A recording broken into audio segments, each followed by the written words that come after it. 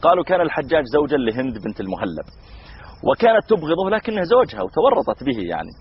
قالوا في مرة من المرات جعلت تسرح شعرها أمام المرآة فأعجبها حسنها وندمت أنها متزوجة الحجاج، فجعلت تنشد قائلة: وما هند إلا مهرة عربية سلالة أفراس تخللها بغل، فإن ولدت بغلا فلله درها، فإن ولدت فرسا فلله درها، وإن ولدت بغلا فوالده بغل.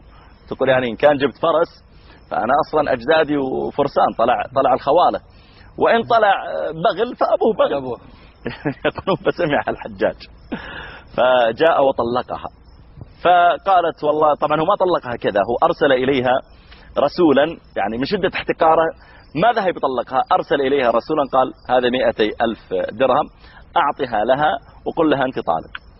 يقولون فجاء إليها الرسول وقال: يقول لك الحجاج كنت فبنتي، كنت زوجة وبنتي. فقالت له: قل للحجاج والله كنا فما فرحنا وبنا فما ندمنا، وخذها 200,000 درهم هدية لك لأنك بشرتني. وأخرجته من عندها.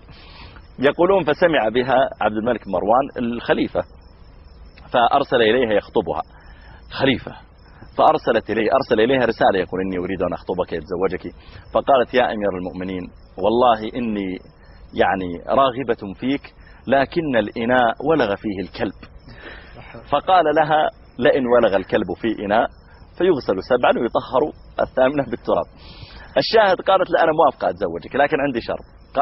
قال: ما شرطك؟ قالت: أن يكون الذي يقود مركبي إليك هو الحجاج، وأن يلبس لباسه قبل الأمارة، ما يلبس أبهة الأمارة، يلبس لما كان فقير. أرسل إلى الحجاج تسمع الكلام فاهم، الحجاج يعني عبد المأمور بالنسبة لعبد الملك. يقولون فلبس فعلا لبسه قبل الأمارة وأخذ يجرها ودجها.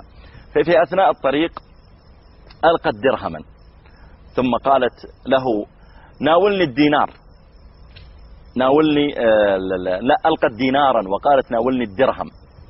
فبحث فوجد دينارا لم يجد درهما، الدرهم من فضة والدينار من ذهب. هي تقول له: ألقت دينار وتقول: ناولني الدرهم اللي وقع. فرفع إليها الدينار وقال: ما وجدت إلا دينار وأنت تقولين وقع منك درهم. فقالت: الحمد لله الذي أبدل درهمنا دينارا. هذه رسالة له. أيوة أحسنت، هذه رسالة له، تقول: الحمد لله اللي أنت ما تسوى إلا درهم وزوجني الله الدينار.